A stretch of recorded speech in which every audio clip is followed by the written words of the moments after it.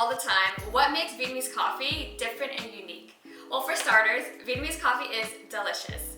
Vietnamese coffee is super bold, smooth, low acidic, and strong.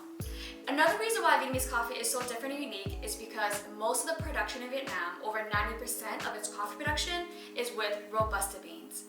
Robusta beans have 2 times more caffeine content, more antioxidants, 60% less fats and sugars than Arabica beans. And it's because of this is where we get the really earthy, dark chocolatey, nutty, bold profile that we all love, right?